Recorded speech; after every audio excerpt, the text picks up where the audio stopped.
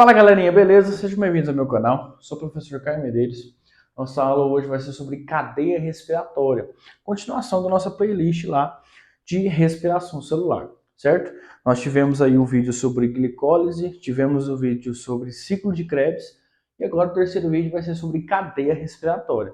Antes da gente começar já a falar o que vai acontecer na cadeia respiratória, eu queria que você se inscrevesse no canal, deixasse o like já no início do vídeo. Se você clicou no vídeo, você teve interesse de assistir ele. Então já deixa o like aí no início, já se inscreva no canal, não esqueça de deixar o like. Fechou? Pessoal, o que acontece na cadeia respiratória? Quais são as etapas que antecedem essa cadeia respiratória? Lembra lá, ó. Nós temos lá a glicólise acontecendo, depois nós temos o ciclo de Krebs, ou também chamado de ciclo do ácido cítrico. Eu queria que você lembrasse o que acontece na glicólise. Pessoal, na glicólise, ela consiste na quebra de uma molécula de glicose, onde ela é uma molécula de 6 carbonos. No final do processo de glicose, ela vai ser quebrada em duas moléculas, cada uma chamada de piruvato. Então, você vai pegar uma molécula de 6 carbonos e quebrar em duas moléculas de 3 carbonos cada uma, que são os piruvatos. Os piruvatos, então, lembra que a glicose vai acontecer fora da mitocôndria, vai acontecer no citoplasma celular. Depois, então, que aconteceu a glicólise, os piruvatos vão entrar para dentro da mitocôndria, numa região que a gente chama de matriz mitocondrial. Na matriz mitocondrial, você vai ter, então, que vai ocorrer o ciclo de Krebs, onde você vai ter, então, a finalização, né, da oxidação dos piruvatos. Então, a glicólise consiste na oxidação, né, no início da oxidação da glicose, e no ciclo de Krebs você termina essa oxidação. Lembra que a oxidação é retirar elétrons, então oxidação, você retira os elétrons da glicose. Isso ocorre tanto na glicólise quanto no ciclo de Krebs. Aí depois que acaba essas duas etapas, você produz uma pequena quantidade de ATP, não é efetiva essa quantidade que você produz, você consegue produzir uma certa quantidade, mas você produz uma grande quantidade de NADH e de FADH2. Lembra dessas moléculas? São moléculas carregadoras de elétrons. Então, por que eu não consigo produzir muito ATP? Lembra que o objetivo de tudo isso é produzir ATP. Só que na glicose e no ciclo de Krebs você não consegue produzir muito. Você produz em grande quantidade os NADHs e os FADH2. Agora, qual que é o objetivo dos NADHs e dos FADH2? O objetivo dos NADHs e FADH2 eles vão carregar elétrons. E aí, elétrons, né, ricos em energia, eu vou utilizar esses elétrons para conseguir, então, produzir os meus ATPs aqui, certo? Sua célula faz isso. Agora, então, ó, glicólise produziu lá os seus NADs e os seus ATPs. Ciclo de Krebs produziu os NADs, os FADs e também uma baixa quantidade de ATP. E esses NADs e esses FADs que foram produzidos nessas duas etapas vão ser utilizados agora nessa última etapa para se produzir ATP a partir deles. Só queria que você lembrasse, então, que o NADH e o FADH2 são moléculas que estão carregando elétrons ricos em energia, certo? O que vai ser, então, o que consiste a cadeia respiratória? É onde os NADHs e os FADH2 serão usados para se produzir ATP, para produzir ATP a partir deles, né? Não deles em si, mas dos elétrons que eles estão carregando.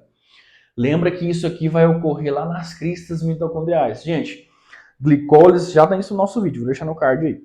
Glicólise acontece no citoplasma, ciclo de Krebs acontece na matriz mitocondrial e a cadeia respiratória vai acontecer nas cristas mitocondriais, certo? O que são cristas mitocondriais? Pessoal, me lembra aí, só para você lembrar, não precisa desenhar isso aí não, ó. Imagina que essa aqui, vou fazer aqui, depois eu apago. Imagina que essa aqui vai ser a minha mitocôndria, opa, ficou feia. Imagina que essa aqui vai ser a minha mitocôndria, e aí aqui você vai ter membranas do lado de dentro dela. Essa é a mitocôndria. Então, aqui seria a matriz mitocondrial, né? Toda essa região aqui. E aí, se você observar, vai ter um espaço entre essa membrana de dentro aqui e esse espaço aqui na membrana, no caso, fica entre a membrana interna e externa. Então, cristas mitocondriais, na verdade, é isso aqui, ó. Esse espaço aqui, a cadeia respiratória vai acontecer em todas essas velocidades aqui, né? Não velocidades, mas nessas cristas aqui, ó, onde você vai ter o contato entre essa membrana e essa outra membrana. Então, a cadeia vai acontecer nesse local aí da nossa mitocôndria, tá? Só para você entender, tá? Geralmente você não tem que decorar isso não, tá? Mas é bom você saber o que acontece nas cristas mitocondriais. Pessoal, representei aqui para você, então, essa membrana aí interna da mitocôndria que eu acabei de representar para você. Imagina que aqui eu tenho essa membrana interna, e aí logo afora aqui, ó, imagina que é como se fosse essa linha aqui. Essa linha aqui seria a membrana externa lá da mitocôndria, que recobre ela, e essa aqui é aquela membrana interna. Então essa cadeia, né, vai acontecer entre o espaço entre a membrana externa e a membrana interna. Então esse espaço aqui, certo? Aqui, ó. De novo. Só para você entender, eu esqueci de especificar na hora. Essa membrana que eu estou representando aqui é essa de dentro. Imagina que essa linha aqui vai ser a de fora. Então, o espaço que está aqui seria esse. Só para você entender, tá? Então, agora eu posso começar a explicar para você o que vai acontecer nesse processo.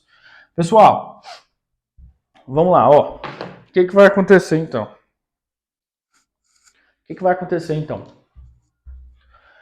Nós vamos ter aqui algumas estruturas que vai permitir, né, que algumas substâncias consigam aí adentrar essa membrana. Então, nós temos aqui o complexo 1, temos o complexo 2, complexo 3, complexo 4. Temos aqui o carreador fosfato, você vai entender já a função dele. E nós temos aqui a enzima, uma enzima que vai ser fundamental para a produção de ATP. Ela é chamada de ATP sintase. Alguns materiais didáticos podem trazer ela como ATP sintetase, mas basicamente é a mesma coisa, tá? Então, ATP sintetase. E aí, vamos lá então começar o processo, tá? Pessoal, lembra então que aqui, ó, o que vai ocorrer nessa cadeia respiratória é o uso dos NADs e dos FADs para nós produzirmos ATP a partir dos elétrons que eles carregam. Então, ó, vamos dar um início ao processo aqui então. O que vai acontecer? Olha só. O NADH, então, ele vem, vai deixar o par de elétrons que ele estava carregando, e aí se você lembrar um pouquinho, o NADH, quando ele está na forma oxidada dele, quando ele larga os elétrons dele, ele volta a ser chamado de NAD+. Então o NADH vem, deixa o par de elétron dele, volta então a ser NAD+, e volta para o início do ciclo para pegar mais elétrons, enfim, tudo vai acontecer de novo. Então o NADH aqui deixou os elétrons, e é com esses elétrons que a gente vai trabalhar aqui, no que ele vai fazer aqui nessas etapas. Olha só, os dois elétrons estão aqui no complexo 1. No complexo 1, se você observar, bem aqui embaixo tem uma molécula de oxigênio. Essa molécula de oxigênio, pessoal, aqui eu consigo te explicar por que o nome de tudo isso aqui é respiração celular. O oxigênio que você respira, quando nós respiramos oxigênio, ele entra na nossa corrente sanguínea para dentro da nossa célula, ele vai lá nessa etapa. Então, nessa etapa aqui, ó, você vai ver que o oxigênio ele vai ser fundamental para nós conseguirmos ter a produção de ATP, e a produção de ATP vai ser fundamental para que nós consigamos sobreviver. Então, o oxigênio, né, ele vai estar totalmente relacionado com o processo de formação de ATP. Por isso, nós necessitamos de oxigênio dentro das nossas células a todo momento. Porque a todo momento nós estamos produzindo ATP, certo? Então, aqui, ó, os dois elétrons estão aqui. Aqui está o oxigênio. O oxigênio ele vai ter a força de atrair os elétrons até chegar nele. Então, o que vai acontecer aqui, ó? Os elétrons estão aqui, o oxigênio está aqui. Os elétrons, então, quando ele chega aqui, o complexo 1 recebe ele já consegue bombear aqui, ó, para esse espaço da membrana aqui, 4H+, lá para fora. Então tá aqui os elétrons, eles bombeiam 4H+, dessa região para a região lá de fora. Então 4H+ sai daqui e vai para lá. Quem bombeia eles são esses elétrons.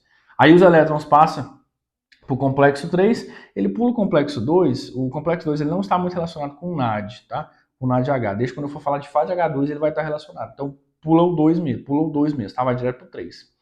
Então bombeou aqui 4H+, chegou aqui no complexo 3, ele conseguiu então, aqui ó, tá 2 elétrons, ele conseguiu bombear mais 4H+ para cá, tá aqui, mais 4H+, chegou no complexo 4, tá aqui, bombeou então mais 4, na verdade aqui agora, ele não vai ter força suficiente para bombear 4H+, aqui ele bombeou 4, aqui ele já bombeou 4, aqui ele já vai estar um pouco mais fraquinho. Aqui ele só vai conseguir bombear 2H+ lá para fora. Então, ao invés de bombear 4, ele bombeia só 2. E aí, o que vai acontecer? O elétron vai passando aqui, então. No que ele chegou aqui, ó, liberou, bombeou os 10H+ aqui. O que vai acontecer? Ele vai, então, descer por esse complexo 4 aqui, vai se encontrar com O2 e vai virar, então, uma molécula de H2O. Fechou. Então, o papel dele ele fez do oxigênio. Ele atraiu os elétrons para chegar até aqui. No caminho dele até chegar até aqui, ele foi bombeando H+ para lá. E aí, quando ele chegou aqui, ele se encontra com a água, fechou, virou a molécula de água. Pessoal, o que eu faço com essa molécula de água aqui? Gente, a água é importante, ela fica lá dentro da célula mesmo, tá? Ela vai ficar lá dentro da célula mesmo. Então, beleza. Bombeei 4H+, mais 4H+, mais 2H+. Fechou. Então, tirei H+ que estava nessa região e mandei para esse espaço aqui. Beleza. Agora, o objetivo disso é formar ATP, certo? Beleza. Eu não entendi ainda. A gente entendeu que ele bombeia H+, mas como que se forma ATP a partir desses H+? Vamos lá. Ó, aqui, então, você vai olhar essas outras estruturas. Pessoal, para que eu consiga formar ATP, eu preciso do ADP. Então, adenosina difosfato, eu adiciono um fosfato e ela vira ATP, é a molécula que eu quero. Então, para eu formar ATP, eu preciso do ADP, eu preciso que ele esteja aqui. Beleza, ele está aqui. Mas aí o que acontece? Eu preciso do fosfato, eu preciso do PI, eu preciso do fosfato, eu preciso que ele entre para cá, para eu unir ele a esse ADP e formar um ATP a partir disso. O que vai acontecer? O fosfato ele só consegue entrar aqui para dentro, ele vai entrar por esse carreador fosfato, ele só vai conseguir entrar aqui para dentro quando você tem então um H+ voltando aqui, trazendo junto com esse H+ o fosfato. Então, aqui ó, 10H+ foram bombeados para lá. Desses 10H+, eu vou ter que um deles vai se sacrificar, entre aspas, né?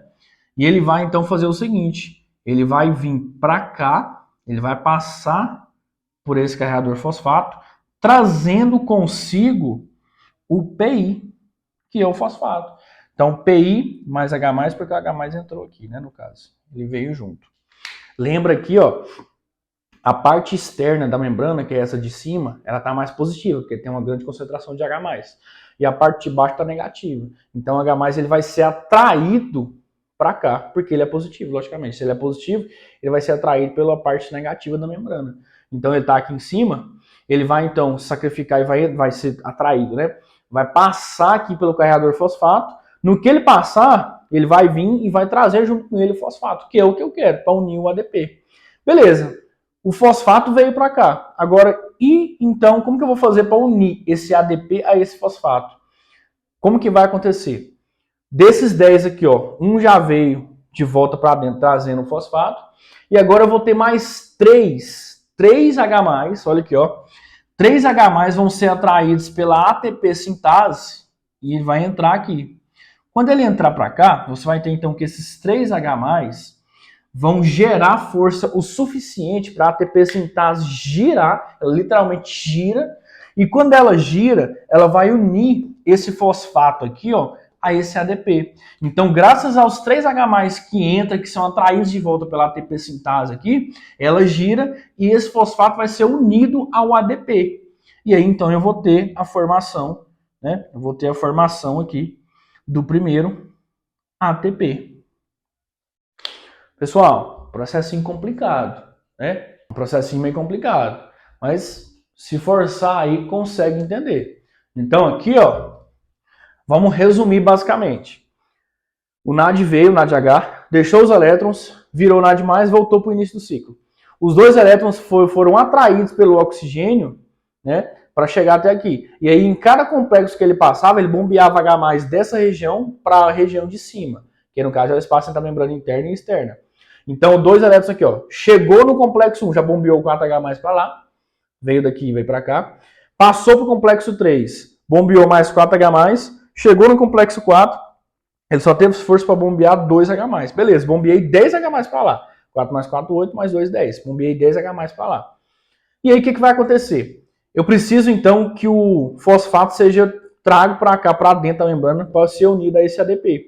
Ele vai ser trago para cá, junto com o H+, que vai ser atraído pelo lado negativo. Então, os H+ estavam aqui. Ele vai descer aqui, o H+ vai voltar para cá e vai trazer junto com ele o fosfato. Aí vai vir mais 3H+ aqui pela ATP sintase, vai fazer ela girar e unir um ADP ao fosfato, formando em si, então, um ATP. Pessoal, vê se você consegue entender essa linha de raciocínio. Quando você usa, por exemplo, uma usina hidrelétrica, você faz uma barreira para a água se acumular. Quando a água desce a uma velocidade muito alta, ela gira as turbinas e gera energia elétrica. Isso é uma usina hidrelétrica. O que o nosso corpo faz, né, o mesmo processo, só que não usando água? Gente, o nosso corpo ele consegue extrair energia, né, as moléculas ricas em energia, na nossa alimentação, certo? A gente extrai essa energia, passa para os NADH e os FADH2. Esses NADH, então, mais os FADH2 vão até a cadeia respiratória, lá na sua mitocôndria. A sua mitocôndria ela consegue, ela usa essa energia, esses elétrons, ela causa um acúmulo desses elétrons lá, ela causa o acúmulo desses elétrons nessa membrana aqui, e o que produz ATP é a volta desses H+ aqui para dentro. É basicamente o mesmo princípio. Então, o que acontece? O NADH aqui fornece essa energia, a mitocôndria usa essa energia para bombear H+ para fora, e aí quando o H+ volta, você forma então os ATPs. Gente, isso é um processo lindo. Eu estou arrupiado.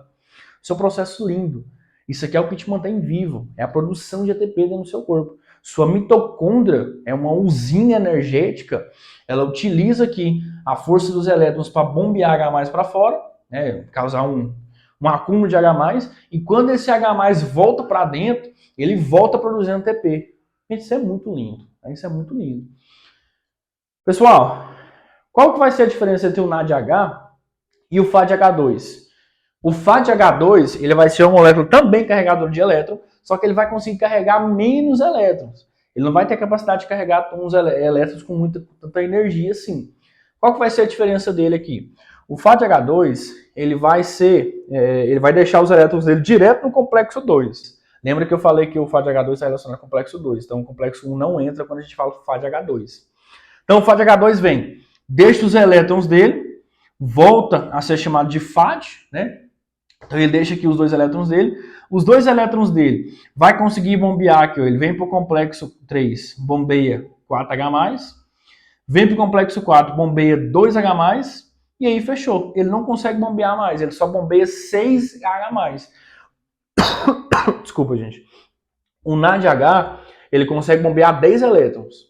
Desculpa, o NADH ele consegue bombear 10H+. O FADH2 ele só consegue bombear 6. A diferença dele vai ser essa. Mas a mesma quantidade de H+ vão ser usados para formar ATP no final do processo, que é um trazendo o fosfato, mais 3 para fazer a ATP sintase girar. Então 4H+ para se formar um ATP. A única diferença do FAD é que ele não vai conseguir bombear 10H+, igual o NAD conseguiu. Ele vai conseguir bombear apenas 6. E eu queria que você entendesse esse processo. Vamos fazer alguns cálculos aí. Ó, um ATP necessita de 4H+ para formar ele. Então, 1H+ vai entrar para dentro, trazendo o fosfato, para se unir ao ADP, e outros 3H+ vai entrar para fazer a enzima girar e unir o fosfato ao ADP, formando o ATP. Então, ó, para cada uma molécula de ATP, eu preciso de 4H+ para formar ela. Ponto. Um NADH vai conseguir bombear 10H+. Certo? Desses 10H+, lembra que eu vou precisar de 4H+ para formar um ATP. Então, ó, vamos seguindo esse cálculo. Se um NADH ele é capaz de produzir, ele é capaz de bombear 10H+, se eu pegar 10, então, desses 10 aqui, a cada 4 vai formar um ATP, então vamos lá, eu tenho 10H+. 4 formou um ATP. Mais 4 formou 2 ATPs. Sobra mais 2. Mais 2 eu formo, então, meio ATP. Então, aqui, ó, a cada um NADH, eu vou conseguir produzir 2,5 ATPs. Ponto. Entendeu esse cálculo que eu fiz? A cada um ATP, eu vou precisar de 4H+ para você produzir ele. Se um NADH consegue bombear 10H+, eu vou conseguir, então, produzir, a partir de um NADH, 2,5 ATPs. Ponto. Um FADH2 consegue bombear 6H+. Se para cada 4H+ eu formo um ATP, para cada uma molécula de FADH2, eu consigo produzir 1,5 ATPs. Porque, ó, de 6, vamos lá. 4 produz um ATP, sobra 2. 2 eu consigo produzir meio ATP, então 1,5.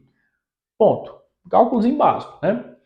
Beleza, então você já entendeu isso aí. Agora vamos colocar isso numa tabela, vamos completar essa tabela aqui comigo, acho que você vai conseguir entender bastante esse processo.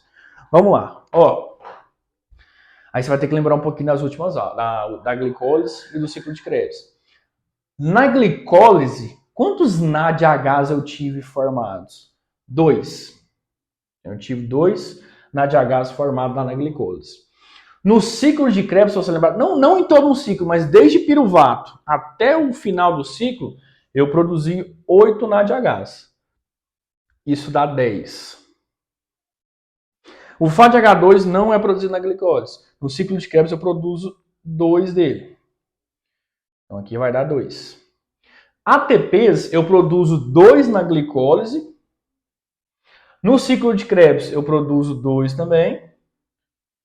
E aqui, né, vai ser a soma, vai ser 4. Certo? Lembra que na glicólise eu produzo 4, só que 2 eu utilizo. Então, vai ser só, na verdade vai ser só 2. Né? 2 mais 8 fica 10. 10 vezes 2,5 vão dar aqui, ó, 25 ATPs. Certo? Aqui vai ser 2 vezes 1,5, vai ser 3 ATPs. E aqui, né, vai ser 25 mais 3, ó, 25 mais 3, mais os 4 aí que teve a produção. Então, 25 mais 3, 28. 28 mais 4, 32 ATPs. Então, no final de cada ciclo desse aí, né, ciclo que eu falo envolvendo as 3 etapas, eu vou ter a formação, então, aqui, ó, de 32 ATPs. Pessoal, mas é muito pouco. Gente, lembra que a sua célula está fazendo isso praticamente a todo... Não praticamente, mas a todo momento. Um ATP, nós não produzimos ATP para ficar armazenado, para ficar guardado. Então você produz e já utiliza ele a todo momento. A nossa célula produz. Quando você está em intensa atividade física, sua célula está produzindo ATP igual louco. E é isso que faz você queimar calorias. Certo? Então você começa a produzir ATP, começa a queimar suas fontes energéticas, e aí você vai então produzindo ATP igual louco para você usar, né? E aí você vai ter então todo esse processo acontecendo, certo? Pessoal, foi uma aulinha mais longa aí do que a gente está acostumado, né? Mas você viu que envolve um pensamentinho bem, né, complexo. Mas enfim, foi lindo, tá? Eu sei que você vai entender isso aí. Se você teve dúvida, volta à aula, tá? Pode deixar dúvidas nos comentários. Sigam minhas redes sociais, vou deixar aqui. Vai nos comentários do vídeo. Não esquece de se inscrever no canal. Se você assistiu o vídeo até aqui, você teve interesse. Então se inscreva. Não esquece de deixar seu like, isso ajuda muito, tá? O algoritmo aí do YouTube a me ajudar a mandar mais vídeos para vocês. Fechou? Então, até a próxima aula.